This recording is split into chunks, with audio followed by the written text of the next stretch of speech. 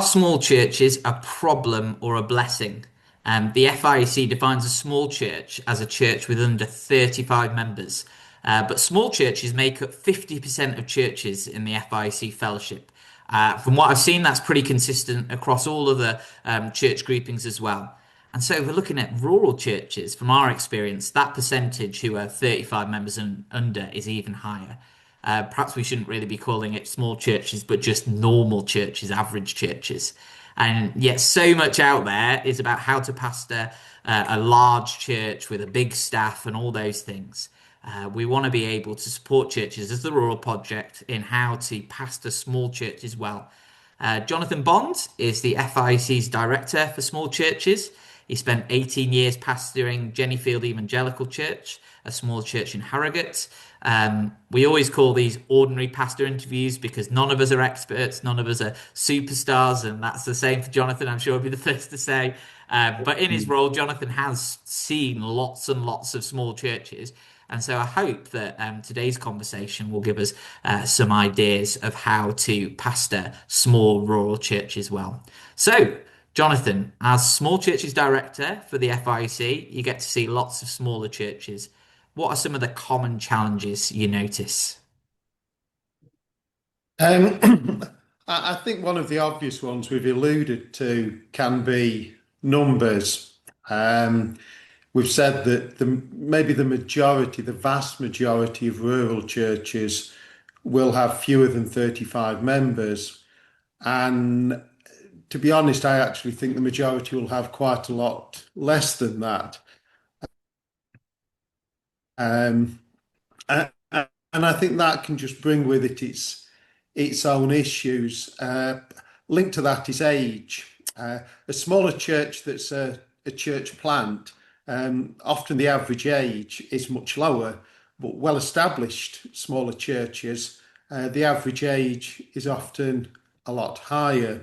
So therefore, that combination of numbers and age, and by age, I'm also referring to, I suppose, what people can physically do and how they can maybe relate to younger generations can be an impact upon the ministry. I think church culture, if you get any group of smaller group of people together and they've got a common reason for meeting, which a church has, and they meet together over a number of years, maybe unchanged in the group of people that attend, what tends to happen is the group begins to function in the way the group likes and is comfortable. So therefore it can funnel down to this is the way we do things because this is what we like, how we enjoy it. And the danger, of course, is that the church effectively becomes, to use the illustration, a cruise liner for the benefit of the members. And it can also become quite inflexible.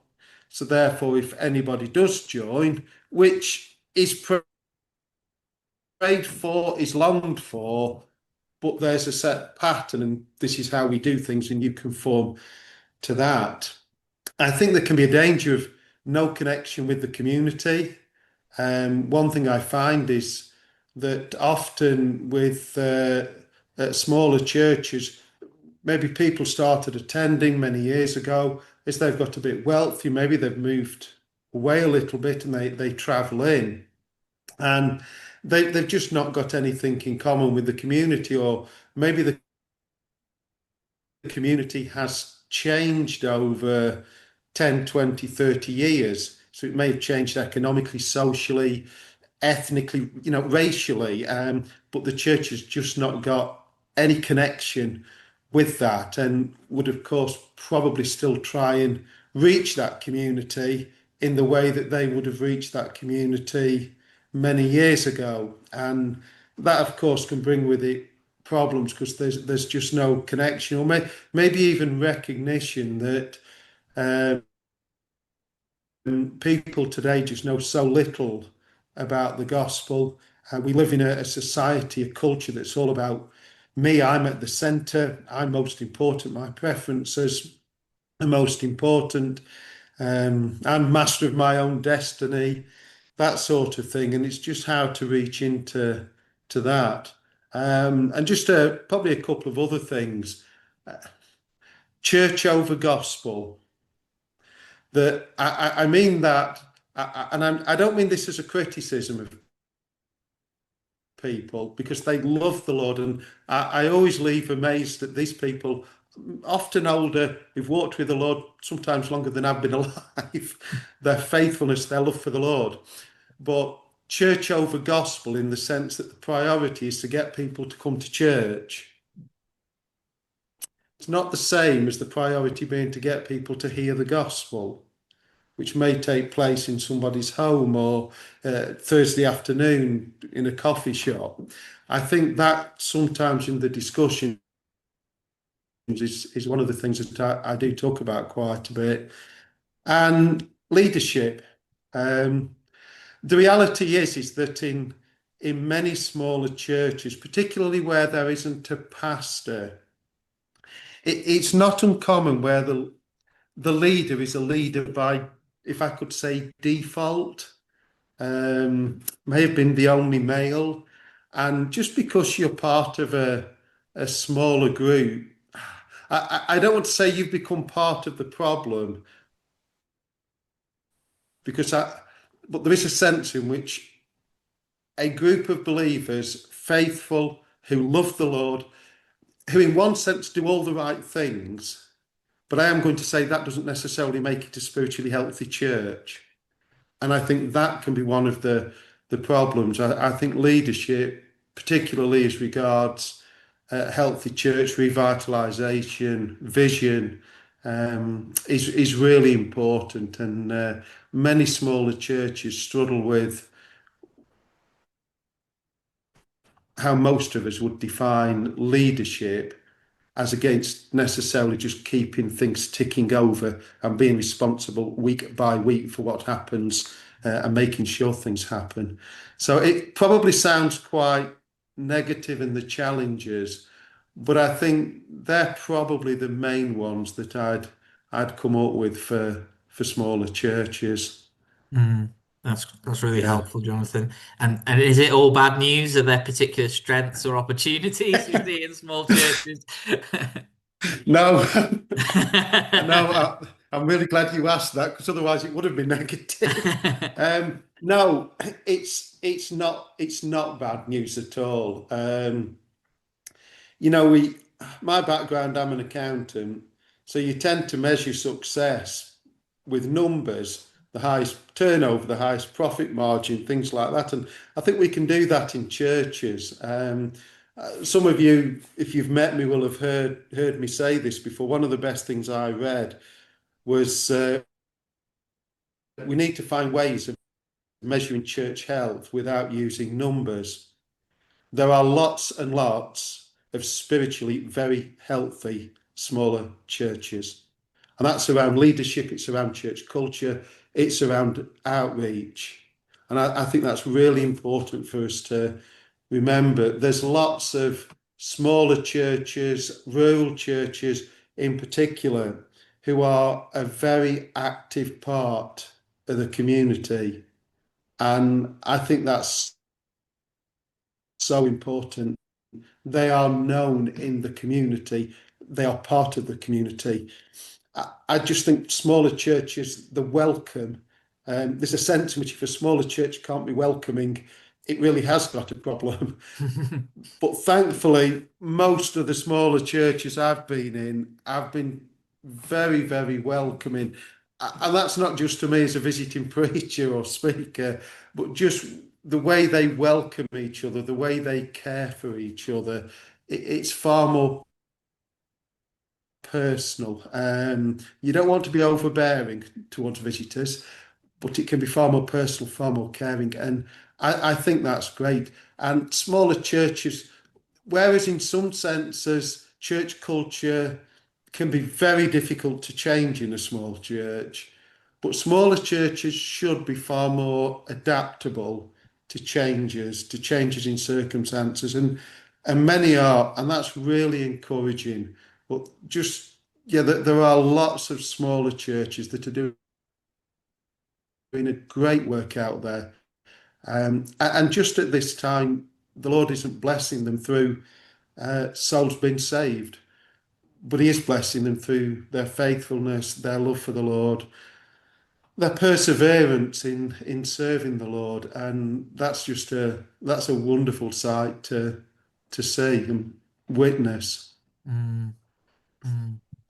That's great. You said there are some great examples of that, and um, could you perhaps give us some examples? You mentioned before that the danger can be invite people to church, get people through the door is the main thing, not Yeah, sharing the gospel. Can you give us some examples of churches you've seen do it well, do evangelism in their community well? yeah, sure. I think a lot of that starts with knowing your community. Mhm. Um, what are the needs of the community that perhaps the church can feed into? What are the opportunities in the community that the church can be a part of and maybe can provide, things like that. So, just some things that I've seen from different smaller churches. There's one in a very ethnically diverse cult community. The community's changed over the last 30 years. Um, and it used to be white British working class. It would be very much now Somalian, Sudanese, Ethiopian, Eritrean, probably 85%. And there's a man in the church who was a human resources director, and he goes into the cafes on the estate. There's six or seven of them, and he helps the guys write CVs. He helps them with interviews. They're moving jobs a lot. The ladies in the church help the wives who maybe struggle with English fill in forms. Our forms can be quite complicated, whether it's for benefits, whether it's for children for school. They help with that. Um, they don't invite them into the church for this because, particularly for the men, Muslim men, that's not going to happen. They go to them, and through that, there've been gospel opportunities. They love the game drafts and chess, so he's been able to provide draft sets, chess sets, things like that. It's finding skills or maybe hobbies. So there's some churches that have run groups, crocheting I can think of, knitting I can think of, a craft called felting I can think of. That was run from a ladies' conservatory. There's a music group. There's a guy who was a drummer. Um, Teenage lads in particular love that. So they started things like that. I think the thing with it is they're relational. They're not about getting people in and maybe in the first week Bible bashing. They're relational. They're opportunities to get to know people, to talk to people, to build relationships, to be genuine about it. And through that, people ask questions. What did you do at the weekend? And conversations like that. And there was a mindset that there was going to be a desire to share the gospel as you were able. And whether that was on a Monday night, if it was a Monday night, or whether that was to meet to coffee, things like that, it's led to hospitality, friendships through meals. And by God's grace, it's these opportunities I'm talking about have led to a good number of people coming to faith in some of these churches, which has been wonderful. But it's not necessarily been about coming to faith because I attended church on a Sunday. It may be coming to faith, and then Sunday becomes really important, meeting with the Lord's people. It's those sort of opportunities. I think hospitality, which comes from being part of a community, and I just think this being flexible with when the gospel is available. I think churches have reached in with that. Most rural churches. There's different events in the community at different times of year. Harvest is still, for many rural communities, a far bigger gospel opportunity than at Christmas. Um, the harvest, particularly with farming, I think seizing those opportunities and using them like that. So it's those sort of things that churches have done, and I think have done really well with that. But I would want to just emphasise that whereas we hear about the silent revival, the Lord is just saving people, prompting them to come to church for whatever reason that they've come. And that's wonderful. That's a great blessing. And we praise God for that. Um, I do think it's still true to say that most people have come through some sort of a relationship. A Mm. relationship comes through sincerity and genuineness. So I think things like that are really helpful, really beneficial to seek to do that. Mm, mm. That's really Yeah. helpful. Oh, there's a little message from Rob. How do you think we manage the tension between urgency and going slow and being relational? That's a great question there. I think it's difficult because I was with Nick McQuaker, the guy who's heading up a Passion for Life a few weeks ago, and he wanted to talk to me about smaller churches. And they've Passion for Life have commissioned a survey professionally done, and it was great to see the number of people who responded to almost a cold call question, as it were, about would you like to find out more about the Bible? And there were significant percentages with that. I think there's a place for that approach, maybe more so amongst the younger generation. I think the younger generation are perhaps those who've been promised so much by society and probably feel more disillusioned. And I think Nick's survey certainly suggested that it was more likely amongst the younger generation that they would want to find out about the gospel, whether that was in church, whether that was one to one. I think that's certainly true. I think the relational side of it, I just think the last 15, 20 years, from when I've talked to lots and lots of church leaders, it's the way the majority of people have come to faith through having some sort of contact, not necessarily a friend, it may be a work colleague who's got to know you, and just through opportunities like that. But there's some sort of credibility that you've been able to display that, if I could say, is almost earned you the opportunity to be listened to for something that will be most important in your life. So it is a balance. I'm not saying there's only one way. I'm just saying I think for most people, the relational way is probably beneficial.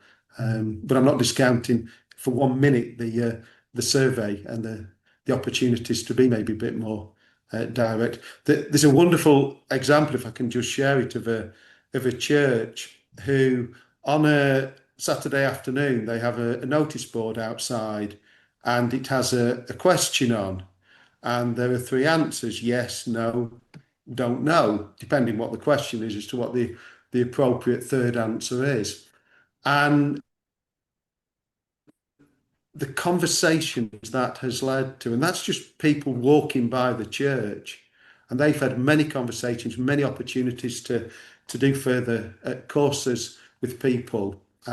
So that's another opportunity, and that's more direct. That is, isn't it? So they've got a relevant question to society, and people just stop uh, and answer it, and that's really good. It's interesting what they find is the majority of people that start will be more at the younger end than the older end as well. Mm.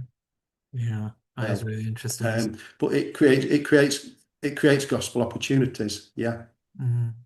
That's helpful. yeah. Thanks, Jonathan.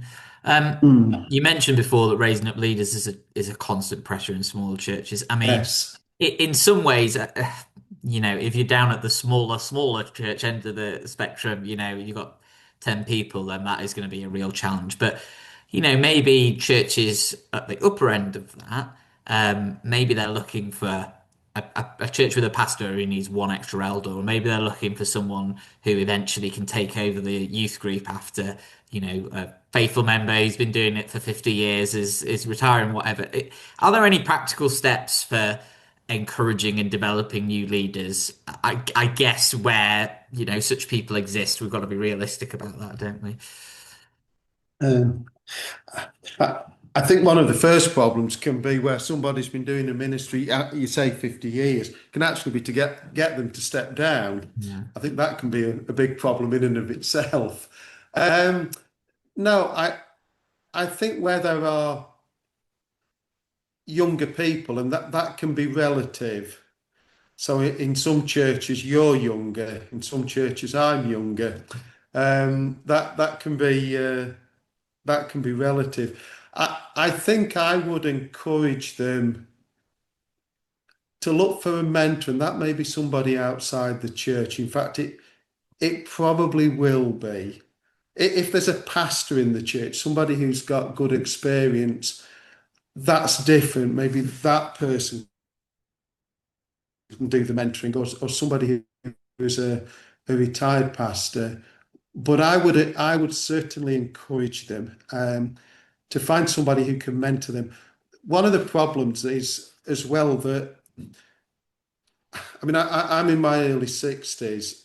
I hope I'm in touch with the younger generation through visiting churches and things like that. But we can mentor in a way that we were mentored and in the way we're comfortable doing things, which is not necessarily the best way for training people for the opportunities that we have today.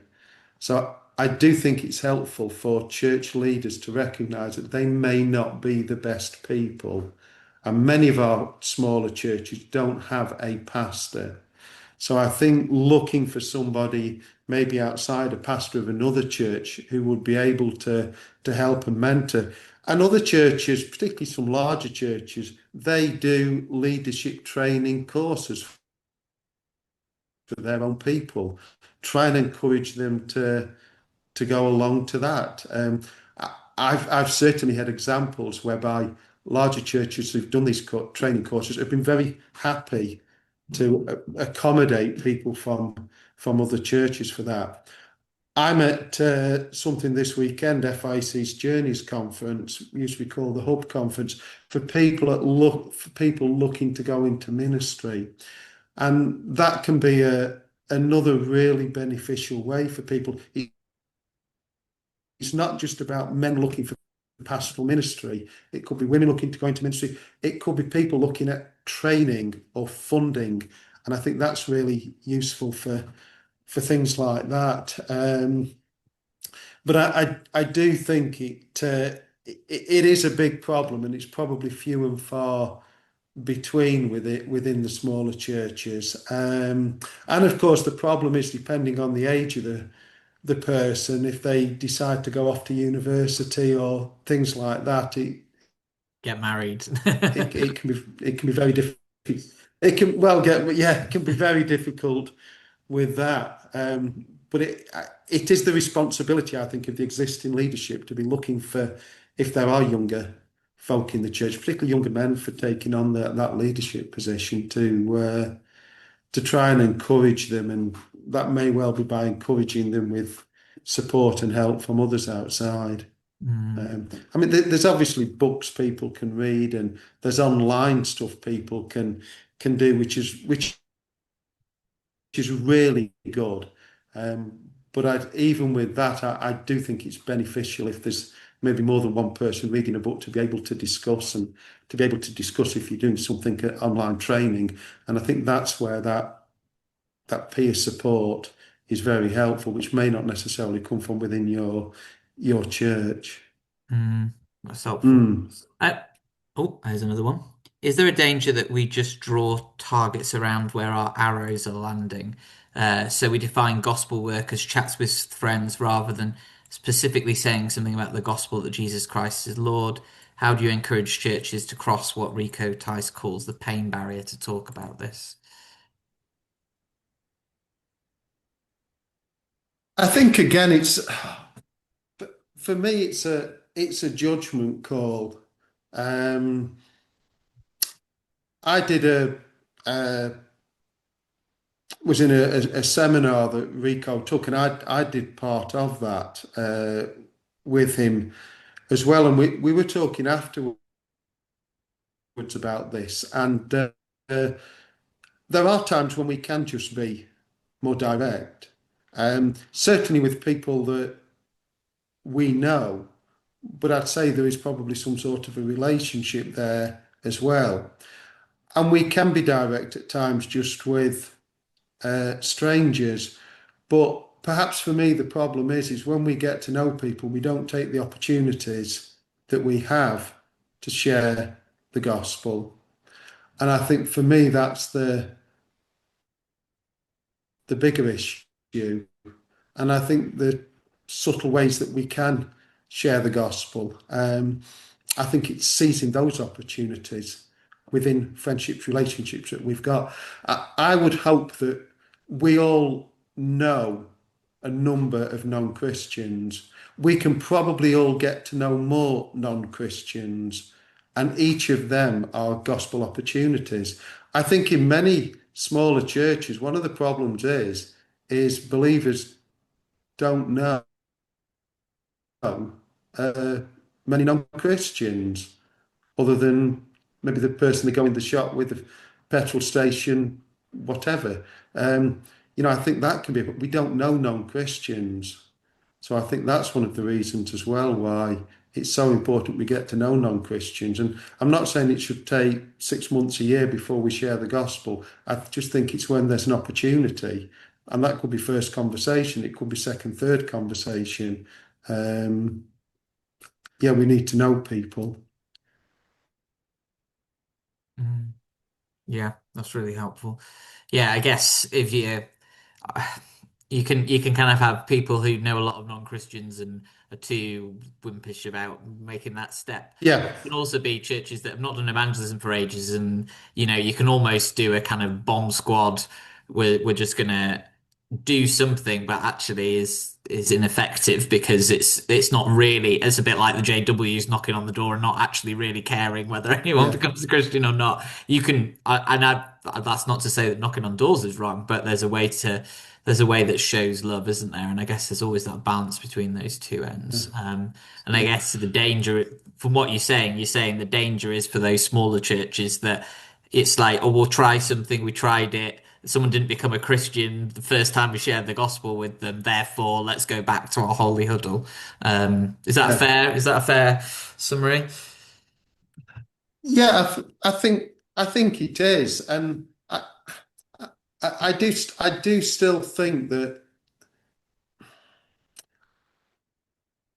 I know a lady who she had the objective of when she got on the bus into town, which was a 7 minute bus journey.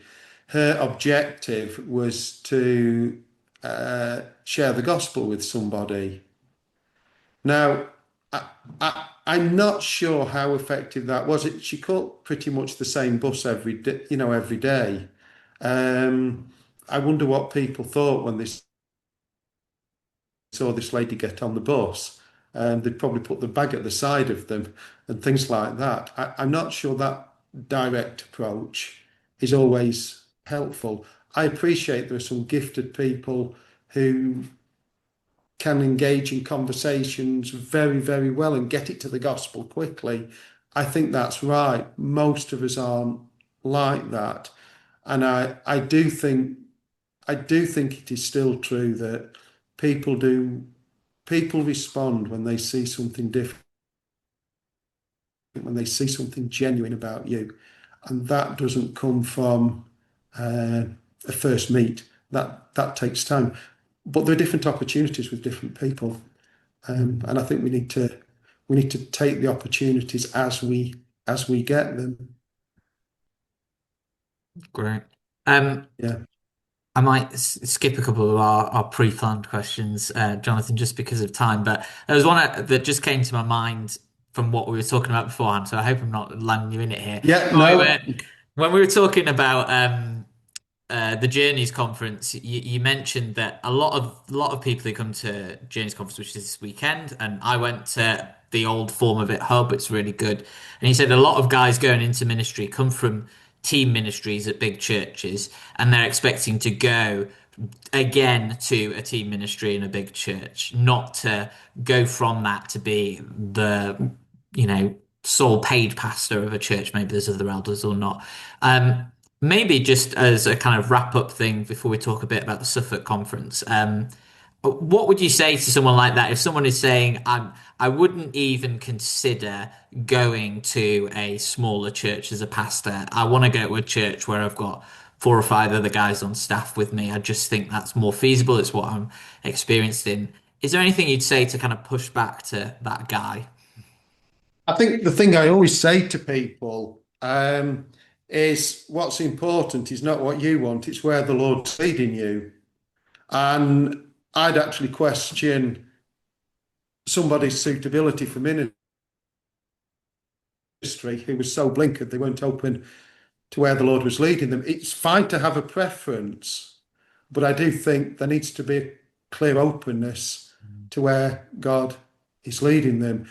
And I just think that's really important. I just say to them that if you're in the place God wants you to be, there's no better place on earth to be. Mm, And that's my encouragement to smaller church leaders. If you're in the place God wants you to be at this time in your ministry, no better place on earth for mm, you to be because you're where God wants you to be. And I just really try and emphasize that to people. I just think that that's so important. And I think if you're in a smaller church, there is so much now for supporting people who are sole pastors. Maybe there wasn't 20, 30 years ago, but there's so much now that's available. And I just try and encourage them for that. But the primary thing is be where God wants you to be. That's the important thing. yeah, that's really helpful, Yeah. Jonathan. Just briefly before we go out to pray, you're one of the speakers at the Suffolk conference that's coming up. Yes. Could you give us just a brief preview of what you're going to be talking about, and maybe why people should come along? Right, what I'm going to be talking about. I'm doing the first session. It's going to be probably more foundational. It's going to be about the importance of us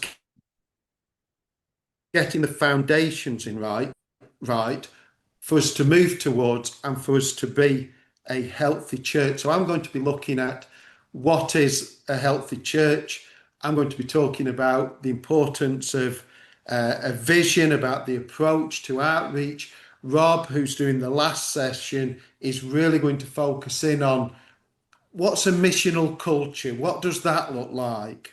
So really focusing on that side. And I'm just going to be talking about why churches need to continually be looking at what is a healthy church. How can we change, to use the word revitalize, to meet the opportunities we've got in our community, to use the gifts that God has blessed us with. And that's going to be my focus. It's going to be more the foundational session, but hopefully with some good practical tips for how to move ahead. So that's my side of it. Great. Thanks so much, Yeah, Jonathan. Well, if you're watching online right now and you'd like to join us at our Suffolk conference, there'll be a link in the description to sign up for it. And if you're on the yeah, call now, don't worry, I'm going to send an email with the link. Thanks so much, Jonathan. If you're watching online, our next one of these is on the 10th of February with Rob Parsons and Matt Coates talking about how Matt is preparing for church planting in Northumbria via the Rural Residency Programme. We'd love you to join us again. And again, you can find the link below. So we'll say goodbye to those on the live stream, not on the live stream, the ones who are watching on YouTube.